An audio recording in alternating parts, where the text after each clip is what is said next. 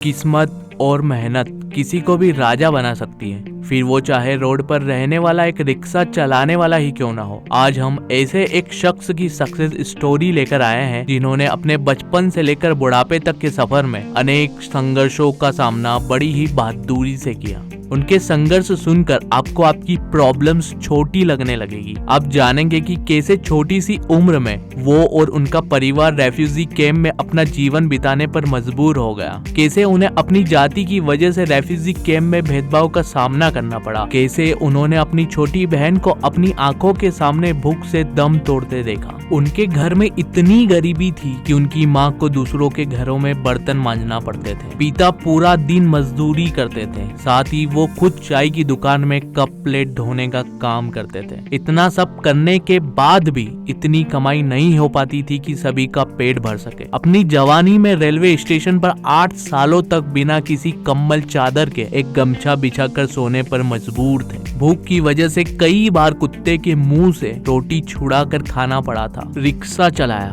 रसोइये का काम किया, यहाँ तक कि घर चलाने के लिए नक्सली तक बनना पड़ा, लेकिन इतना सब कुछ सहने के बाद भी कभी हिम्मत नहीं हारी। हम बात कर रहे हैं पश्चिम बंगाल के विधायक मनोरंजन व्यापारी की, जिन्होंने अपनी जिंदगी में कई संघर्ष किए लेकिन कभी हार नहीं मानी और आज वो अपना एक मुकाम हासिल कर चुके हैं। मनोरंजन व्यापारी का जन्म पूर्वी पाकिस्तान में हुआ था, जो कि अब बांग्लादेश बन चुका है। जब वो 2.5 साल के थे तब उन्हें पूर्वी पाकिस्तान से अपने परिवार के साथ भारत के पश्चिम बंगाल लौटना पड़ा।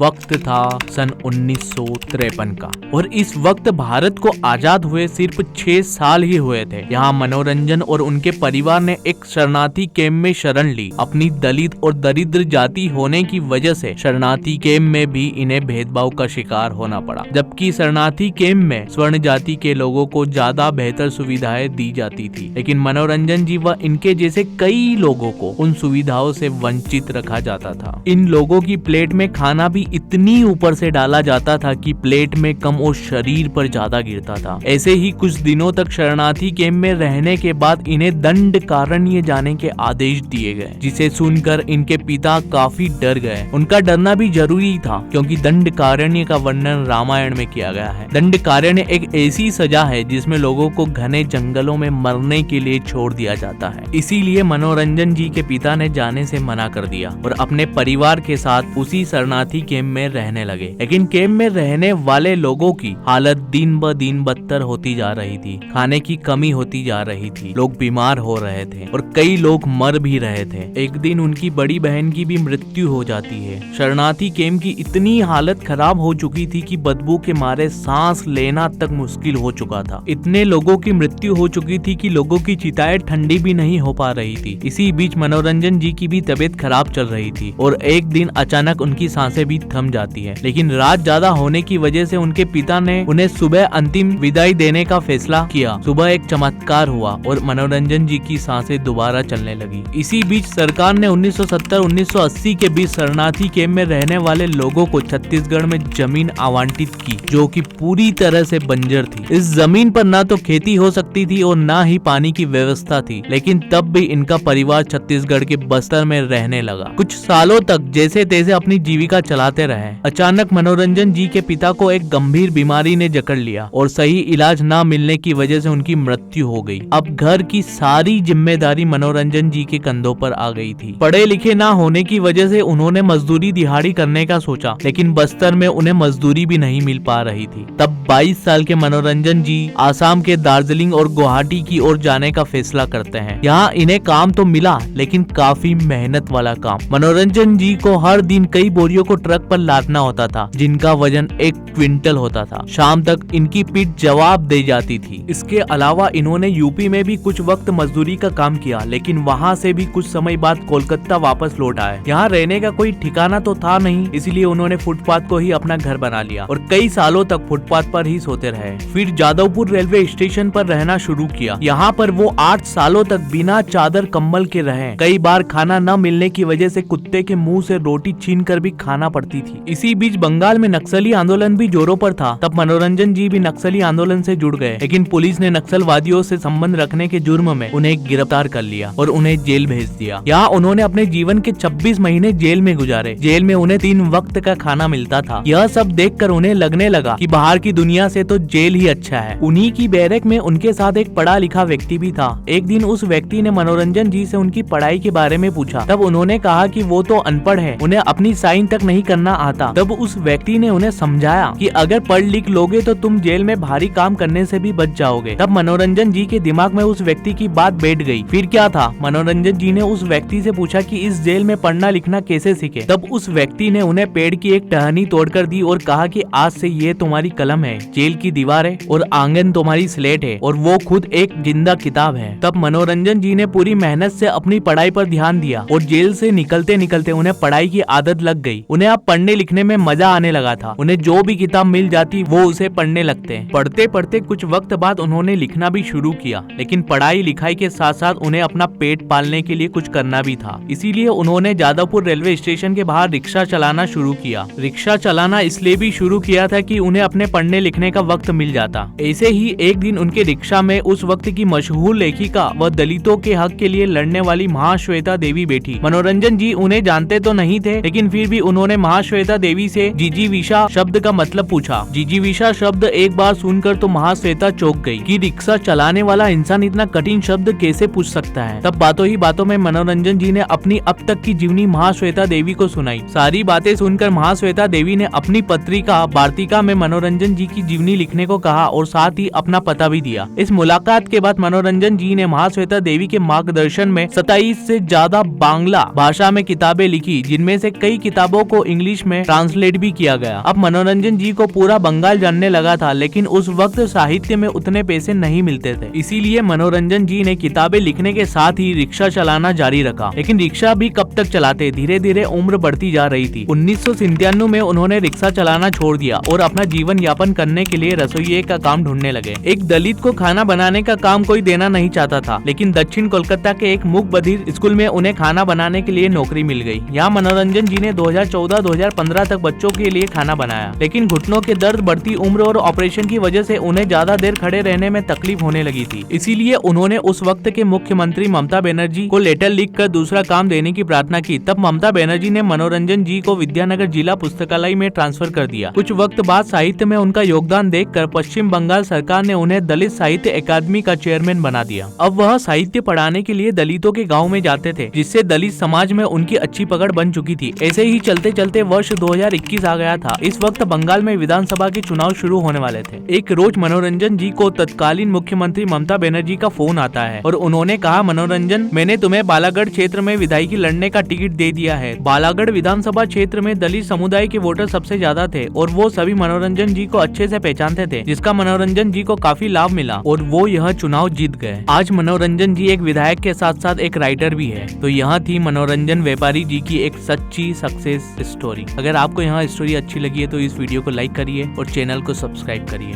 जय हिंद, जय भारत।